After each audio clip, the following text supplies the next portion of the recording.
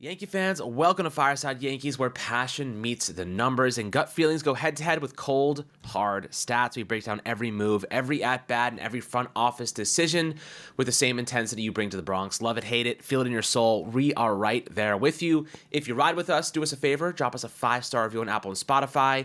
It helps more diehard fans like yourselves find the show. Now, let's get at it. We want to talk about the Yankees potentially stealing a little free agent from the Mets. OMG. Jose Iglesias. Now, we lost Brendan Rodgers, a potential free agent option. He signed a minor league deal with the Houston Astros yesterday. Really strange. He's a decent player. Obviously he has ups and downs defensively at second base, and his offensive game is certainly, there's a lot left to be desired. He's still below average, but would have been a decent competitor at the very least, give you some options. We want to talk about Iglesias because, yes, he wants to go back to the Mets. He's made that pretty clear. He's verbally stated that he wants to go back there. The Mets don't really want him back, though. So if that's the case, could the Yankees say, you know what?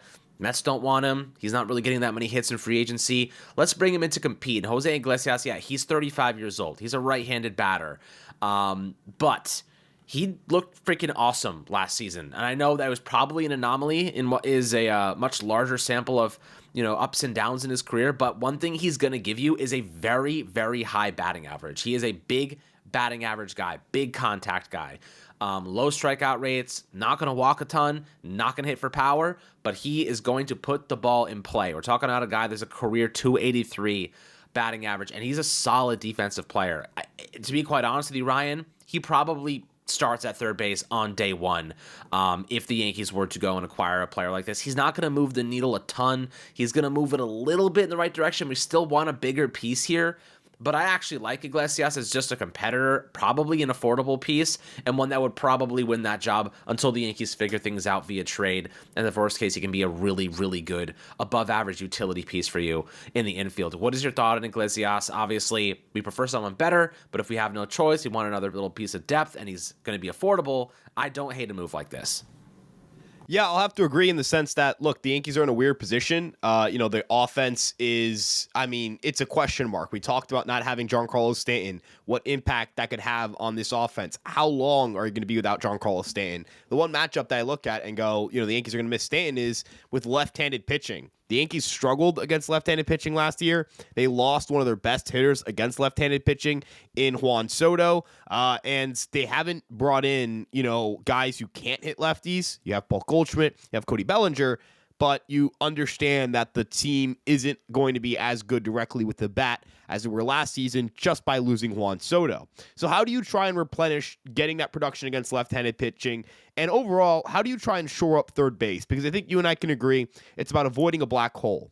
I think Jose Iglesias fills that. And the reason is he's just kind of consistently a major league player every single season dating back to his 2013 year where he became a full-time starter. He's posted at least 1.0 FWAR, and over the last few years and really throughout his career, he's hit left-handed pitching well. He has a 110 WRC plus against lefties, a 345 on base percentage, a 300 average. So you're going to get someone who can hit lefties and do damage in those situations. And looking at how Cabrera swung the bat from the left-handed side, he had a 107 WRC plus versus right-handed pitching this season.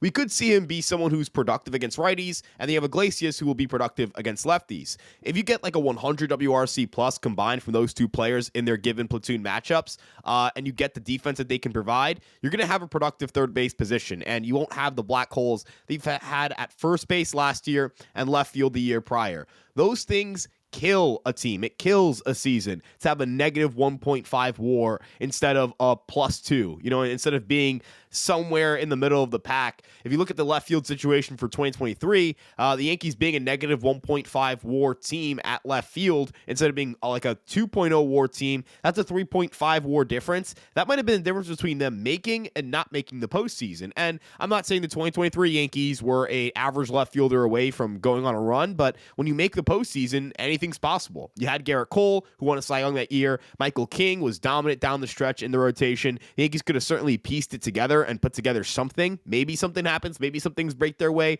Maybe to make, things happen. My point is that you just need to make sure you get into the dance.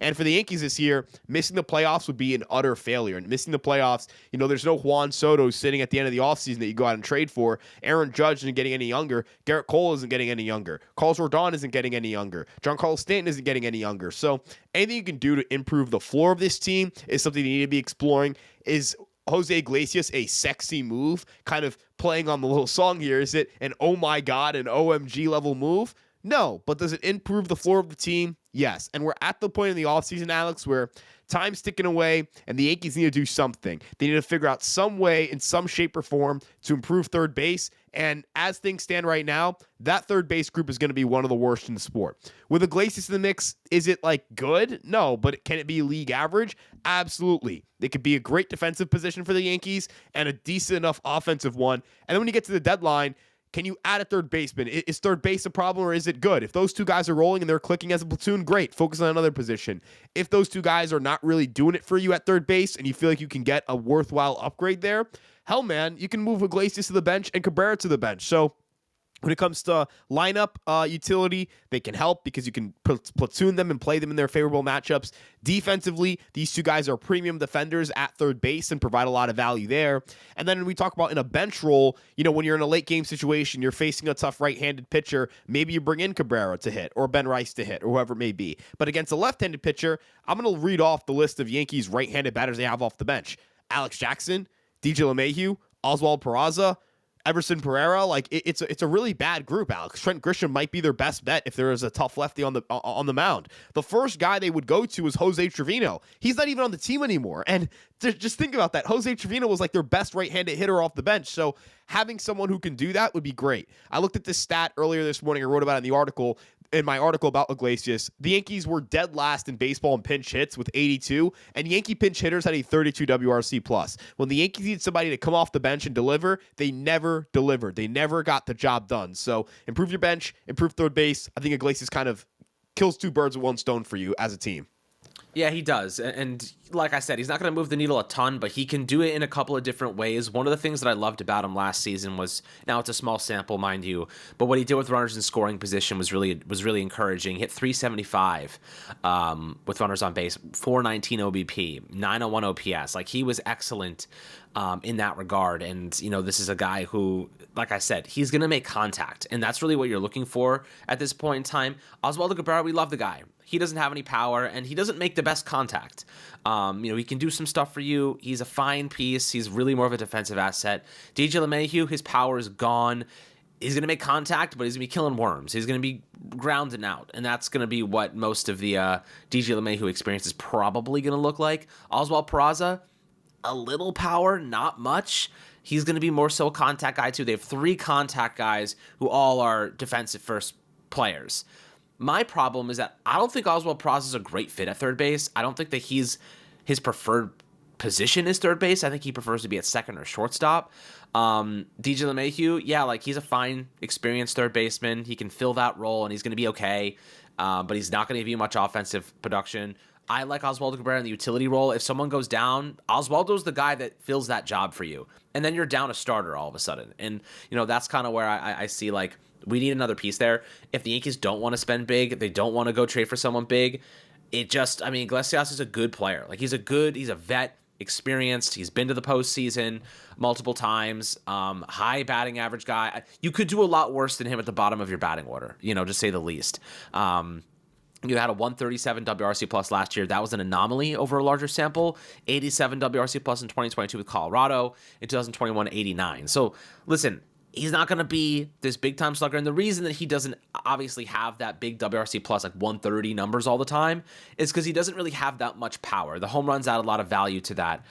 So I do think from a contact perspective and a defense perspective, he does kill two birds with one stone. Having a guy that hits 290 at the bottom, batting ninth, is not a bad thing to have, in my opinion, Ryan. And, defensively last year, he looked really good on the hot corner. He played 130 innings. It's a small sample, but over that time span, had a 980 fielding percentage with 4 defensive runs saved, and 2 outs above average. He's a good insurance policy at shortstop for Anthony Volpe. Do I want him there? Not necessarily. He's had some ups and downs in his career, but altogether he's been a solid piece. Someone that you can at least lean on as a backup. And then, at second base too, he has a lot of experience. So, from that perspective, it's just a good insurance policy, and he can start worst case scenario if you don't want to go and get another big piece. He's like a better utility option than, like, the way that I would see it is like he's a really good utility man for the infield specifically, but like you already have Oswaldo, you already have DJ LeMahieu, so like it might be too many mouths to feed, and the Yankees aren't going to cut DJ because they have 30 million reasons not to. But what do you think a realistic deal for a guy like Iglesias would be? I've seen reports that he wants a multi-year deal. I think he probably settled for 1 year at this point in time. Maybe a 1 year like $5 million deal sounds realistic to me. That was actually exactly what I was going to say. So I'll say 1 year, $5 million. And look, one thing I think that's important here is that while, yes, the Yankees are desperate for an infielder, and I'm sure they'll just kind of take whatever they can at this point in time, Jose Iglesias is probably desperate to know where he's playing. And that's important because you don't want to fall behind in spring training. We've seen how that affects free agents. And if you're Iglesias, and you may have to play on a 1-to-1-to-1 kind of deal where you're playing 1 year, you sign a deal, then you got to sign on another 1 year deal the next year. That kind of situation. Can the Yankees bring him in on that 1 year, $5 million deal, as you mentioned, not really increase the payroll by a ton, maybe find a way to move Marcus Stroman, and then they're under that $301 million threshold. And that's a position that could be advantageous for a Yankee team that, may have a lot of upgrades they can make this upcoming offseason. So don't want to think ahead. I really kind of hate when a team in contention thinks about the following offseason too hard. You have to think about what's in front of you and how to improve your team in front of you. But again, Jose Iglesias does do something. He does provide something the Yankees don't have, and it presents an interesting opportunity for them to kind of platoon between Cabrera and Iglesias. If you have Cabrera hitting again against right-handed pitching and Iglesias against left-handed pitching, does that get you to that magic 100 WRC plus? Does that get you that magical league average offense situation? And if you're in that situation, is the defense going to float your value to the point in which the Yankees might be getting 3.0 WAR or 2.5 to 3 WAR at third base? That's certainly on the table. And I'll tell you right now, Alex, if their worst positions are, first base, let's say first base, they get 1 to 1.5 WAR, I think first base might end up being their worst position. But if it's first base or it's, third base, and it's 1.5, 2 to 2.5 WAR, you don't have those black holes. That's such a big difference from being a -1, a -1.5 WAR team at one position or multiple positions. And I also say this, you have to compare what you had last year to what you have this year. So last year, Gleyber Torres provided the Yankees with 1.7 WAR at second base. This year, the Yankees would like to beat that number. Jazz is quote unquote, the Gleyber replacement because of the position he plays. But I think I'm looking at Jazz and saying we already had him last year. Can he put up like 3 WAR? All right, I'm improved, and you just kind of improve it based off of what he gave you last year, which is around 1.5 to 2 WAR. And you look at kind of what Iglesias and Cabrera could bring. Is their defense and is their bat going to be enough to exceed 1.7 WAR? I think it's possible. I think we're kind of under. I think the problem we've always had with evaluating Gleyber in the context of the 2024 offseason is that I think he's a better player than he showed last year. But you have to compare. It's not about potential. It's not about what they could potentially have been in 2024. It's about what they actually were. And he actually was a 1.7 WAR player across 162 games. So can Cabrera and Iglesias combine for a number that's higher than that in a platoon role? I certainly think it's possible. I think it's on the table. I don't think it's an unachievable number. So if you beat that number, you beat the number you got at second base last year, you beat the number that you get at third base last year, you beat the number you got at shortstop last year, you definitely can beat the number you got at first base last year. You got negative WAR there. You can definitely beat that number. If you can, you're going to take a step back in the outfield. That's just a fact. Like you just are. Judge is not going to put up a 12 WAR season again, probably. I mean, I'm not going to put anything out of the picture for Judge, but you can't rely on a 12 WAR season from one of your outfielders. You obviously have to factor in for losing 8 WAR from Juan Soto. Can you get better at catcher? Can you get better in the rotation? Can you get better in the bullpen? Is that going to be enough to make up for the WAR you lost in the outfield? That's really the question here for the Yankees, and this is where Iglesias comes into the mix because you can almost bank him to be good against left-handed pitching, good on the defensive side of the ball, and give you a 1 to 1.5 WAR every year. He averages about 2 to 2.5 WAR per season when you average it out for a full-time playing time. So That's important to me. It just is. It's important to me. I know these sound like super nerdy things to talk about: WAR, wins above replacement, value, this, and that. But at the end of the day, it's about winning ball games. Wins is in the name WAR. So, I'm trying. You got to build a roster that can win ball games. You got to build a roster that's fleshed out. You got to build a roster that can do a lot of different things. And on the defensive side of the ball, I just want to anchor the point home. You could really run out the best defense as a team in all of baseball. You might have an elite framing unit, an elite defensive infield, an elite defensive outfield, and that matters to me. All these things can add up to being a very good team in 2025. But Alex, the last thing I wanted to ask you in regards to Iglesias, you talked about DJ, like he probably isn't getting cut. I do find it interesting that Jack Curry worded the playing time situation with DJ as he will get spring training, not he will get the regular season to prove himself. But that's a different conversation, or that's a different point. I don't want to read into that too much. But do you think, like, bringing in Iglesias, to me, it also kind of makes LeMahieu not the fifth infielder? It's Cabrera and Iglesias, right? Like, if something, God forbid, happens to Jazz, or God forbid happens to Volpe, I don't have to go to DJ LeMahieu. I'll just play both Cabrera and Iglesias. What do you think the value is there? Because I think the value of that alone is extremely high. It's super valuable to have someone that prevents LeMahieu from starting when someone goes down. Because, again, I think the over-under on WAR for LeMahieu should be 0.0. If he provides positive WAR to the Yankees, it's a win. It's a win. It's crazy to say this, but it's somehow a win. So, like, my opinion at this point in time is listen, they have three players that have similar identities, Ryan. They have three guys competing at third base that all have the same exact identity right now. Defensive first, low offensive production performers. They have three guys like that. They don't have a great offensive player that has suspect defense. They have three good defenders that all are below average offensive players. Iglesias at least gives you a chance to be in the even category. Like, you're going to get average defense and average offense. And, like, he does allow you to have a stopgap, have a plug there where you're not going to have to force DJ into a position where he's starting. DJ, I'd rather Oswald Peraza play over DJ LeMahieu, because Peraza, like, at least is untapped. At least there's something there. At least he's young. At least there's upside. DJ is what he is. Like, we know what he is, and he's probably going to get hurt. I mean, he took 2 months off of swinging a bat to get healthy. 2 months, guys. You know how long that is for a player not to practice swinging a bat, like, to get his body healthy? He didn't even play at the end of the year. What exactly was he doing that he had to get healthy from? You know what I mean? Like, he was not playing. The whole postseason did not sniff the field. The last couple of weeks did not sniff the field. He was not playing, So what exactly? He had all that time to get healthy, all that time to rehabilitate, all that time to prepare. And he still needed the 2 months off. So, yeah, they're saving face by saying the right things, but let's not pretend that DJ LeMahieu is actually going to win the job. He's not good anymore. Everyone saw the video where I think Chris Kirshner posted and said it might have been a single. It was a double. DJ LeMahieu is the first person in history to hit a double play in BP. Like, it's like, like, with nobody fielding. Like, that's how it looked. This is a guy who has lost all of his power. His bat speed is down. His athleticism has been stripped to the bone. Like, he is just a shell of the former player he was, unfortunately. I mean, even he's talking like that's the case. Like, he literally said verbatim, "It sucks. I lost sleep because I know I couldn't be relied on." Like, come on.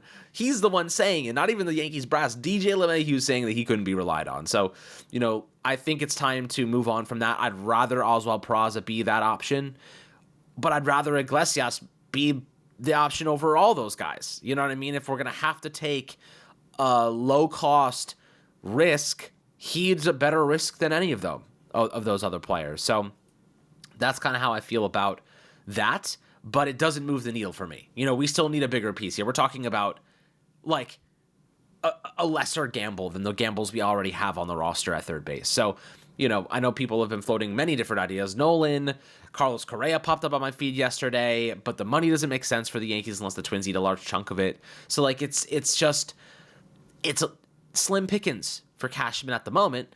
However, there are ways to get better, and, the roster doesn't seem settled yet, Ryan. And I have to say, Ryan, the more I think about this season, it kind of just feels like like, all right, let's try to be competitive until we get to next offseason where we can make a big play for a Tucker or a Vladdy. That's kind of how I feel right now. It feels like a let's survive, be competitive this season until we can get to next year and add that next big piece. Now, I don't think that's the right way to go about it. I think they should be trying to compete this year because I think Bellinger's a good player, Golshin's a good player, Fried's a good player, or Free's a good player. I just don't think this team has to lay down and die right now. I think they can be competitive and make that play next year, but it's just a matter of how aggressive Cashman wants to be and how much money they really do have to spend, because it's very evident they don't want to get over that last luxury tax threshold.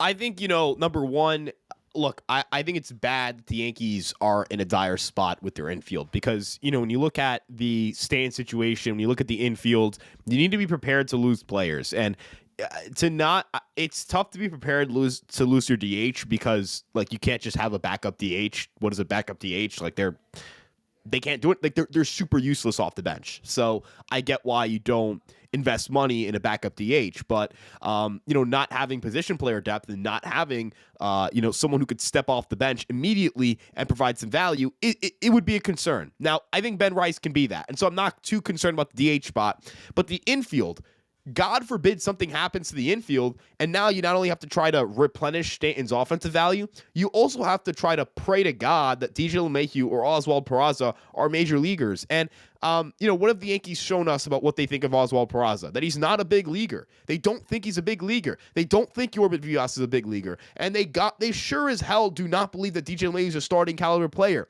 If they did, those players would have played. You mean to tell me that DJ LeMahieu couldn't have gotten runtime at first base in the postseason when the Yankees had absolutely nothing? I know he finished the season on the IL, but I'm just going to say this right now. The odds that DJ LeMahieu was actually hurt and not just getting a phantom IL stint, I think are a lot lower than people actually think. And then in regards to Jose Iglesias, again, is it sexy? No. Is it going to fix all of the Yankees' problems? No, but you have a body. You have someone who can play the position. You have someone who can play third, play short, play second, and come off the bench and help you against left-handed pitching when you need it. And the big thing here, I revisit Game 2 of the World Series because I think everyone focuses on Game 1 and Game 5, and rightfully so. Game 1, you lose on a walk-off. Game 5, you lose on some of the most embarrassing defense I've ever seen in my life. But in Game 2, the New York Yankees get a late game rally. It's the ninth inning. They have the go-ahead run at the plate, and Jose Trevino, the go-ahead run at the plate against Trevino in a second.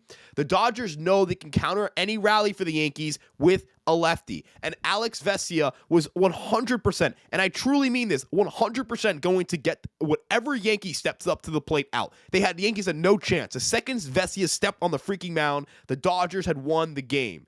That's the reality of it. That's the reality of it. They would have won. They won the game the second he walked on the mound. A World Series team had no answer to a team bringing in a left-handed pitcher. He made the mistake. He threw a pitch right in the heart of the zone. Trevino almost took it out. He couldn't, though, because he's Jose Trevino. He's not a hitter. He is a defense-first guy. What does having a Jose Iglesias do? It means that you revisit that scenario. When the Yankees get back to the World Series, or if they get back to the World Series, will the New York Yankees be completely neutralized by any left-handed pitcher who exists? The Guardians threw out Matthew Boyd, and the Yankees couldn't do anything against him. If teams can throw out left-handed pitchers and kill you time in and time out, you're going to have problems getting back to the World Series. You're going to have problems winning games in the regular season. You need to address that part of the team. They cannot be in situations where late game, it's down by a run, tie game, close game, pinch hit situation, and you've got no one to answer against a lefty. You have $300+ million invested in this roster. I don't have a third baseman, and I don't got a bench. I just listed off the right-handed hitters. Again, I'm going to list them off for you. Right-handed hitters who the Yankees can go to off the bench. Either guys on the 40-man or not on the 40-man, because I'm going to include Alex Jackson. He's not on the 40-man. Alex Jackson, DJ LeMahieu, Oswald Peraza, Everson Pereira, Jesus Rodriguez has never played a game above AA, and Brandon Shoemaker isn't even a lefty, and he's not good. So, you know what I mean? Like, who do you have to go to when a lefty's on the mound? You hope that Stan's up? You hope that Stan's healthy? You hope that Judge is up? You hope that Goldie's up? I think that's crazy to me. That right there might be their most damning part of the roster construction. And it's not even like it's much better against righties. Who do you bring off the bench against the righty? Trent Grisham, I guess. Ben Rice might be the answer, but he's a kid. Like, he's a rookie. Like, respectfully, you have to understand that's a risk, right? Like, I love Ben Rice, but I'm going to sit here and say, but he's unproven. But it's a risk, X, Y, and Z. I want him to make the team. I want him to be that guy that can go to against right-handed pitching consistently. But he needs to develop into that. He needs to prove that he's that before the Yankees say, yeah, we can go to him, and we trust him, and it's no worries, no confusion, none of that. You don't have to be worried about that at all. You absolutely could be worried about that if you're a Yankee fan. So when you look at the margins on the pitching side of the ball, it's great, it's good, it's golden. Look at the offense side of the ball. Man, I look at the margins and I go, dude, what's going to happen when they bring in when a team has a lefty on the mound? Like, dude, we're going to have to play Oswaldo Cabrera against the lefty, and he can't hit them. Like, what is ninth inning, lefty on the mound, Oswaldo Cabrera up? What are the Yankees going to do? Hit DJ LeMahieu? Alex, you have a better chance of getting a hit. Play Oswald Peraza? Like, they don't think he's a big leaguer. So that's kind of where I get back to, like, I wanted an infielder who could do that and then an infielder to play third base. But at the very least, I need someone who can do both. And Iglesias can do both for this team. And for those reasons, it's a no-brainer. The guy has no home. Who's he signing with? Who wants him right now? No one has signed him. No one's picked him up. His own team his incumbent team does not want him. The player does not have a market. You mentioned Brendan Rodgers at the top of the show. Minor league deal. You couldn't get that done. You couldn't bring in a guy on a minor league deal. Maybe he preferred being an Astro. Better ballpark for a swing for sure. But like you got to do something. Infield's got to be addressed because LeMahieu's not a major league player. Oswald Peraza's not a major league player, and Yorbit Vivas is not a major league player as things stand right now. Yeah, it's definitely true. And listen, like, it would also be fun just to grab one of a Mets fan favorite. I'm sure they'd be really upset over there. But, it's just a matter of, being patient to a degree, but also understand that there are only so many options on the market. The market is kind of slow right now. Spring training is going to unfold. We'll see injuries happen. The Yankees have a lot of strengths that they can trade out of if that is something that they end up doing. Obviously the Arenado thing is ongoing. I keep seeing new reports, this and that. The main thing right now is, like, Cashman has his price and he's not budging. So, like, if the Cardinals really want to get rid of him, they're going to have to give up a ton of money to trade Arenado. And Paul Goldschmidt, by the way, Ryan, dropped what was a sales pitch, in my opinion, yesterday for Nolan Arenado. I'll read it to you.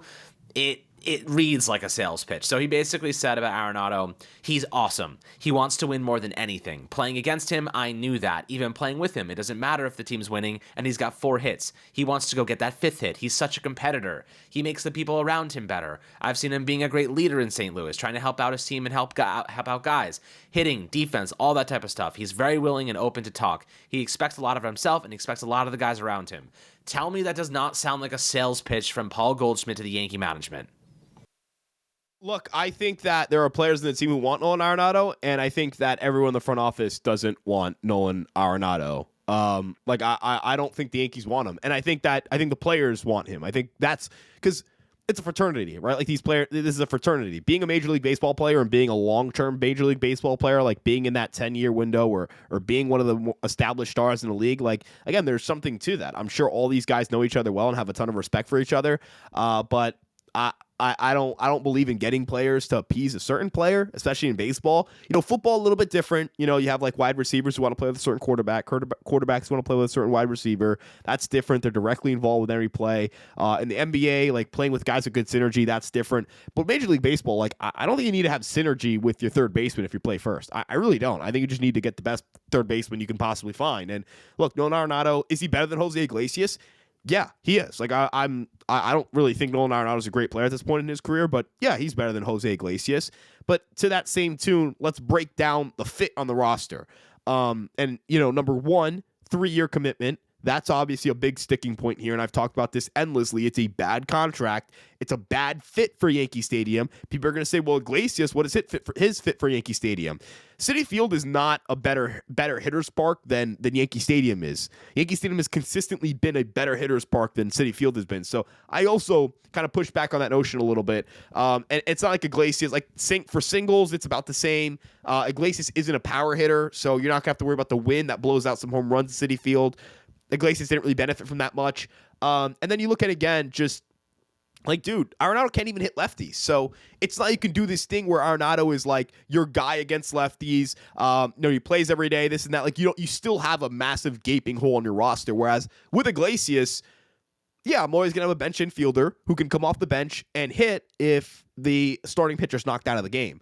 and I'm always going to get great defense still. That's the other thing. Cabrera has, I think, he has 9 defensive runs saved in 700 innings at third base in his career with 4 outs above average. Like, you extrapolate that, that's really good defense. Iglesias has been a really good defender. Like, I'm going to still have the great defense that Arenado gives me with better wheels and probably similar offensive output, and at a much lower price with no long-term commitment and the flexibility to add at the deadline. Let's say Brendan Donovan's available at the deadline. We always have to sneak him into every episode. We talk about every episode. It's a thing now. We're just going to throw him in every episode. If he becomes available at the deadline, you can get Donovan, move Cabrera and Iglesias to your bench, and have a bench where you have Iglesias, Cabrera, backup catcher, maybe that's Ben Rice, and Trent Grisham. That's a really freaking good bench, man. That's a really, really, really freaking good bench. What can you do if Nolan Arenado has an 85 WRC plus on July 25th? Can't cut him. Can't bench him. He's not going to help you in any capacity off the bench. Like, you're stuck with him, right? So with Iglesias, if he's a dud, if he's terrible, you cut him. If he's off, just cut him. Get rid of him. All right, cool. Move on. Next. Like, it's that ability to say, all right, the median outcome is very similar in terms of WAR. The ceiling is lower. Arenado has a much higher ceiling. The floor, you could argue, is a little lower because what are the odds Arenado's like a 70 WRC plus hitter? I'd say they're pretty low. But what are the odds of Arenado?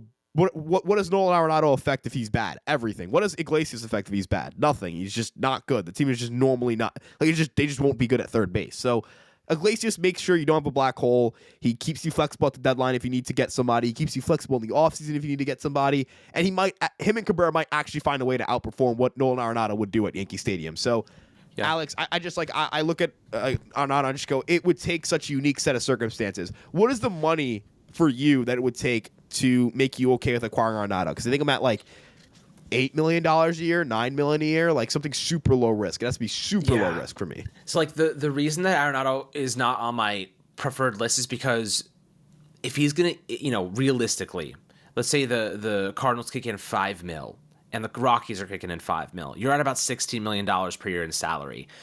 $16 million per year in salary gets you, it is, if you're paying that for the next 3 years, that's a nice chunk of money you could have allocated elsewhere. That's a nice chunk of money you could have allocated towards Kyle Tucker or Vladdy or whatever. Pick your player. That's kind of where or acquiring someone on a big contract that another team doesn't want to pay. Maybe that is a Carlos Correa. I don't know. Just throwing names out there. I don't want Nolan Arenado to stop us from being able to make future big moves, and he's obviously not that great anymore. Like, he's an average hitter, and he doesn't play well in our stadium. And even his defensive metrics have declined over time. So I get he's a winner. I get he wants to be around other, winning teams, and he elevates people, and Paul Goldschmidt's his best friend and is giving the sales pitch. I understand those things. But Jose Iglesias is you're going to have to get him for just money, far less money. And the price that I'd be willing to pay for Arenado to make it even justifiable, I mean, $10 million a year probably is where I feel okay there. Like you said, $8 million. I'm okay going to 10. I'm okay going to 10. Worst case scenario, he ends up becoming a really good utility I mean, he's a third baseman. Like, that's where he's going to play. You're not going to put him at second. Like, you know what I mean? Like, he's a true and tried option. You can there. If you have to. Like, that's you can. If he's open to it. Iglesias or Arenado? Oh, no, I'm talking about Arenado. Oh, yeah, he has no utility. Yeah, I'm sorry. I thought you were referring to Iglesias. I was like, yeah, because he can if you have to. Arenado can't do anything. Iglesias is, exactly. So you're stuck with a guy who is going to be playing third, no matter what, and if he starts to suck, he has no utility value. It's a massive risk. If it was 1 year, absolutely, go get Nolan Arenado. I don't care. It's 3, though. 3 years. And if we see that decline, he's 33 years old. If we see that big decline, we know the reaction that fans are going to have. You know what I mean? We know what that looks like already because we saw it with DJ LeMahieu. One injury, one foot injury, one freak injury, and he's cooked. And we're staring at net negative value for 3 seasons. That's why Cashman's playing the hard game. That's why it's like, I'm only going to take him if you're willing to match what we want.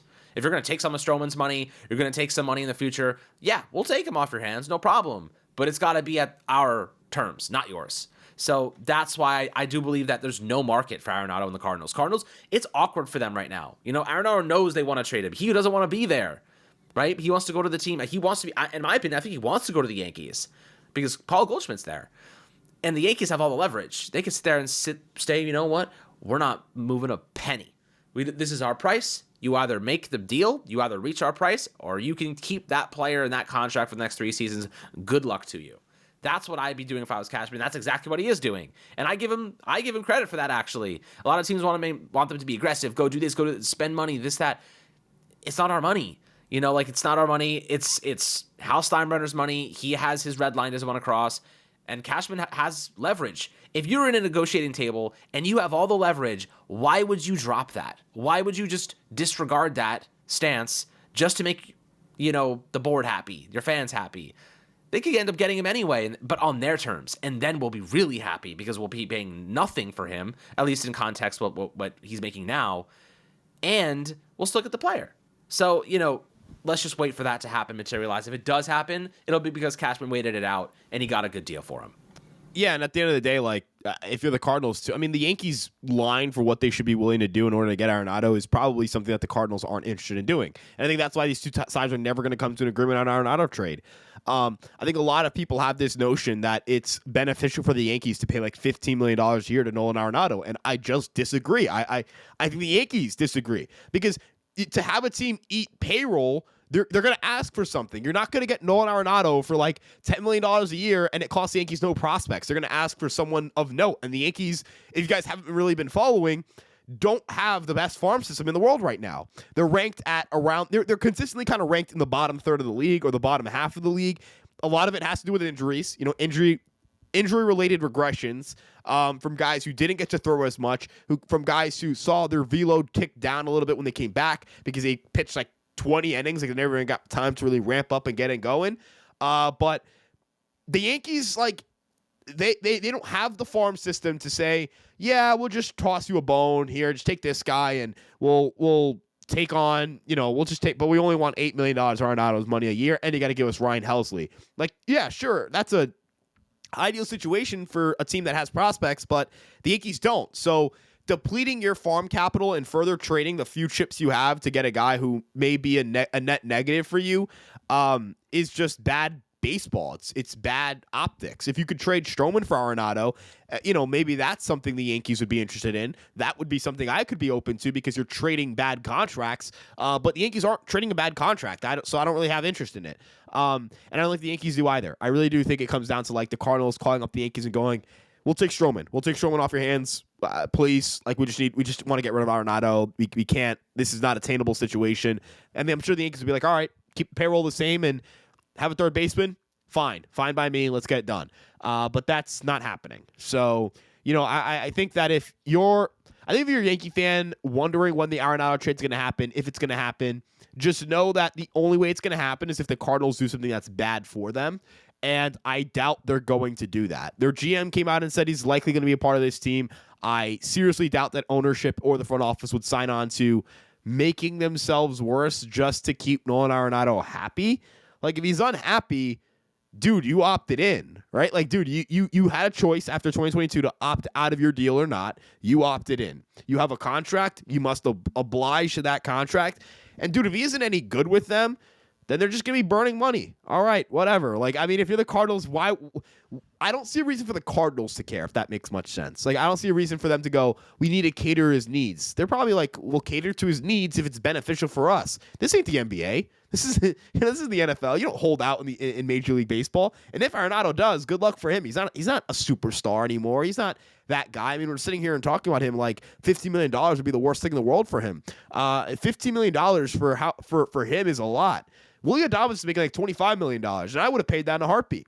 Bregman's paying $40 million, and I think you and I would have been open to that if they weren't over the fourth threshold. So, I mean, that's a reflection of what Nolan Arenado is at this point in his career. So, for Yankee fans saying, well, he's a Gold Glover, he's going to be in the Hall of Fame, this and that, that's great. I mean, that's cool. Clayton Kershaw's going to be in the Hall of Fame. You want to give him a call? Well, he did in the past. Yeah, hey, dude, Justin Verlander, he's waltzing into the Hall of Fame. Should we have brought him in instead of Max Fried? Maybe, right? Your resume, you got to update your resume. And over the last 2 years, I see back-to-back seasons of a sub-110 WRC plus and 3 straight years of a sharp decline. So, no, I'm good on that. And a bad fit for the ballpark overall. It's just it's such a bad fit. It doesn't make any sense. And the clamoring to get him is just, to me, it's just desperation. Yeah, it's desperation. It's desperation. It's because we want a big name. And he's a big name. You know what I mean? He's a big name, but he's not going to help us when those critical moments come, right? The Yankees want a piece that they know, okay, this guy is not on the decline. He's going to show up when we need him the most. He's going to do these things. He's going to be a good fit in our ballpark for half the season. You know, like that is imperative. Like that's what championship moves are. Jazz Chisholm was a championship move, right? Great defensive player, really good offensive player, steals bags, adds athleticism, elevating. He is on an upward trend. That is the type of move you want to make, right? And we were all ecstatic with that move. He was excellent for us the second half of the year. That's why I'm in no rush right now, though, guys. Like, I am not like negative about what the situation is. I'm like, okay, like, yeah, we have a need there, Ryan. Like, we have a need there, obviously.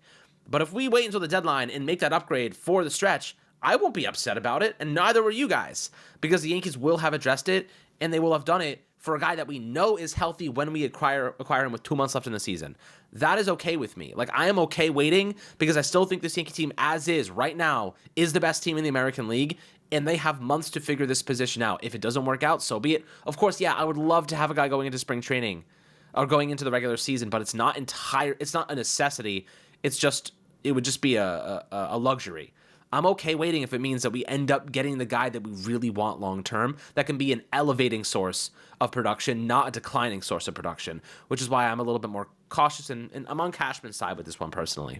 The one thing I'd like to add, so I think that you don't want to put yourself in a position where you commit to somebody who's declining, but I do think they should do at least something to improve the infield depth. Iglesias, I don't think you and I would view as like everyday starter, uncontested. Like he would play with and Cabrera. He's not stopping me from going and getting somebody. Obviously, right? He's a good depth piece. He shouldn't in theory, right? Like in theory, he shouldn't. And he should split time with Cabrera again based on the matchup, lefty, righty, so on and so forth. And I would also like to say this. Can Aaron Judge be friends with really good players, please? Like, can we, like, you know what I mean? Like, Tyler Wade, Bellinger, I feel like are I don't know if they were friends necessarily. I think he just recommended him to the front office. But like, Judge, like, can you like call up Correa and get dinner with him or something, man? Like, you want to call up? I don't know if they're gonna be having dinner. Verdugo, like, why is that? Yeah, why is he friends with all of these like guys that instantly come to the Yankees and decline? I'm not entirely sure him and Correa will have dinner anytime soon. But you want to, just call him. How did you bang that drum again? Maybe. I mean, but like, what drum are you using, dude? I do think though, like at the end of the day, getting somebody to like just make sure that third base isn't a black hole keeps the Yankees in a good position to contend. I don't know if they're going to be the 1 seed. I don't know if they're going to win the division, but I think that if you get like a Jose Iglesias, like not to say it's a 100% chance. I remember declaring this in 2023, like I really doubt they'll miss the playoffs, and then they did, so I'm not going to go that far. But with like 80% playoff odds, yeah, you should be pretty good. Feel pretty good about your odds of making it to the dance. And if you make it to the dance, that's step one. And then you got to go from there. And to have like that, you have to make the dance. You have to make the postseason. I want to win the division. I want to be the 1 seed. That's what I want for the Yankees. I think that should be their goal. There's no one standing in their way that's like at the start of the season so freaking good that the Yankees can't beat them. But like, yeah, man, like it's a product of a bad American League, sure, but I also think that as a whole, league parity is up because like the CBA is just terrible. Like I've ranted about the CBA before. Like these big market teams are put in positions where they have to spend way more money to revenue sharing to give to cheap teams to give them money, and the Yankees have to pay 110% on any tax. Like if I'm Hal Steinbrenner, the second the CBA is up, I'm addressing that immediately. I'm like, what is going on here?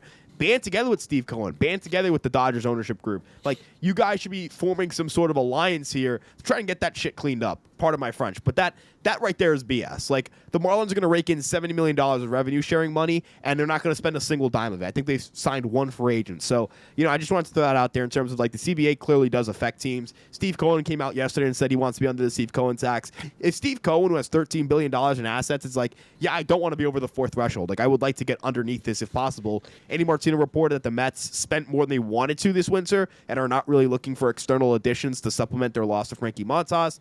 The Dodgers like the one team who's kind of treated the fourth threshold as kind of like I don't care, I'm going to keep spending, but we'll see how they treat it next year. We'll see how they treat it the year after. So monitoring the fourth threshold, how teams treat it, that's definitely something I'm going to monitor and definitely mention on the podcast. But yeah, just find a way to supplement third base.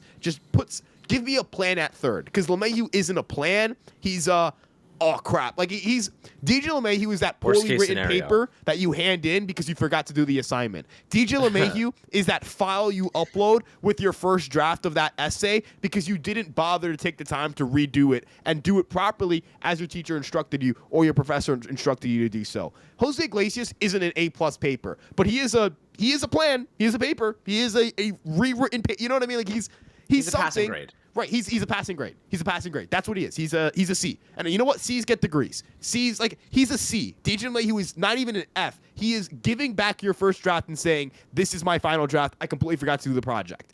You're better off like my dog ate my homework than right. than You're better off like call out sick, make something up. Like my grandma's in the hospital type excuses before that. LeMahieu isn't an option. He shouldn't be looked at as a back. He is not a plan. The Yankees do not have a plan at third base right now on their roster. Do they have plans to acquire one? We'll never know. I guess we'll know based on whether they do or don't.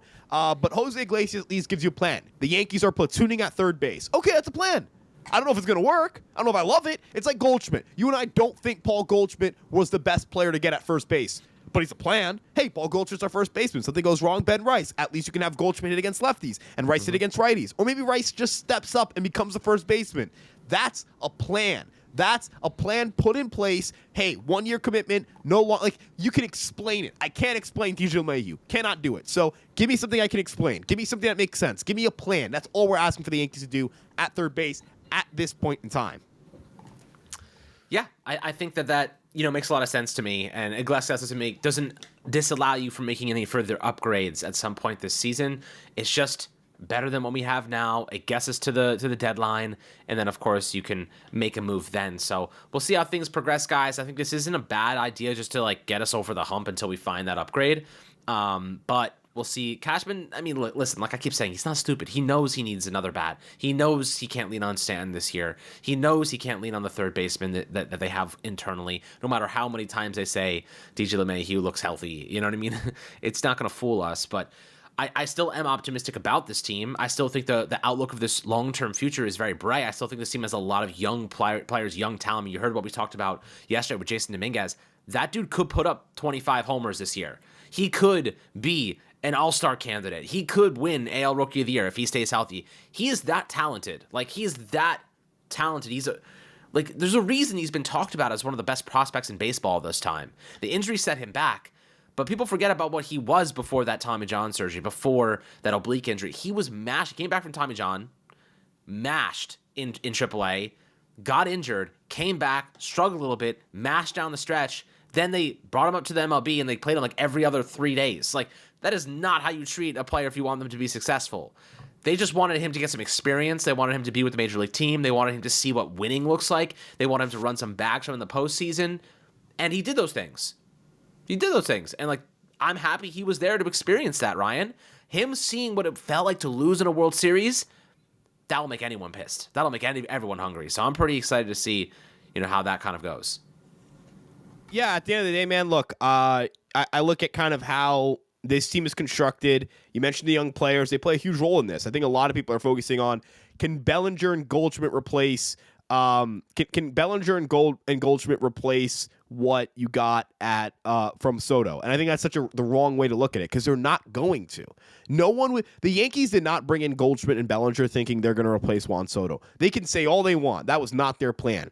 But can Dominguez step up and be better than Verdugo? I think it's a very high chance he will be. But can Dominguez be, as you mentioned, special? Can he be more than just, all right, he's solid? Like, can he be, hey, can this guy be your one hitter? Can this guy be a three hitter? So on and so forth. Austin Wells, what does that upgrade look like? What does that improve? What does year 2 look like for Austin Wells? Does he get better? Does the bat become more consistent? Do we see that 110, 115 WRC plus? I saw a lot of people panicking because he isn't taking swings in live BP yet. But Alex, I think you and I can agree. That is a rest thing. That is a keep this guy healthy. Because as of right now, Austin Wells is playing as much as possible. I mean, this isn't really being talked about enough, but Austin Wells is going to have to catch. He's going to have to catch a lot. They don't really have a proper backup. And more importantly, he's going to have to DH. With staying out, he's going to have to DH. The Yankees are going to need Austin Wells to play DH and hit every now and then. They can't bench him against right-handed pitching at all. If he needs an off day, you got to play him at DH. That kind of thing. They may experiment with that a little bit more this year. Let's talk a little bit about even a Ben Rice. Can Ben Rice be what his projections say he could be, which is a 115 WRC plus? Oh my God, imagine a 115 WRC plus from Ben Rice. Good OBP, good power, cheap production. That changes things, right? That changes the view of the team. Can Volpe do something for you? So, when you look at these young players, again, I keep hammering the point about these young guys. It's those guys that they're asking, can these guys improve enough where losing Soto isn't going to kill us? Because if they don't improve, if these guys aren't very good, yeah, this team's going to be in a dark place. If these guys aren't good, they're going to be in a dark place. I'm just going to put it out here right now. That the Yankees are hoping and leaning on their player development a lot here. Player development is going to be the difference between the Yankees making the playoffs and winning the World Series or another 2023. Player development, and player development. That is what the Yankees are leaning on. That is how they're going to try and replace Juan Soto. It is not, they're hoping that Paul Goldschmidt does it. The Yankees are a team that gets criticized a lot and an organization that gets criticized a lot, but they're not stupid. They're not stupid. They are not stupid. They're not. Look, we're fans. We get upset. We get emotional. We say things about the team, but they're not stupid. We know that. They're a multi-billion-dollar organization. Brian Cashman is a very well-respected GM. They get millions of applicants for jobs. They get the best of the best, the creme de la creme, the best applicants, the best everything, the best service, the best, they provide the best resource for their players. X, Y, and Z. Maybe the Dodgers probably do it better than everybody else, actually. I'll put the Dodgers number one in that regard, but the Yankees have great people. They hire great people. They do all that stuff. It's a matter of whether those great people can convert into great player development. Because, again, Rice, Dominguez, Wells, Volpe, one of these guys in 2025, on top of Goldschmidt, Bellinger, et cetera, that right there is the magic. That's where you're going to figure out whether you're better with or without Juan Soto. That's really it. It's player development. Are you good enough on the player development side of the ball? Yeah, and that's going to be what we're going to find out. But guys, always happy to hear your thoughts down below in the YouTube comment section. Make sure to like and subscribe as always, and drop that 5-star review on Apple and Spotify. Appreciate you, and we'll catch you guys on the next Fireside Yankees episode.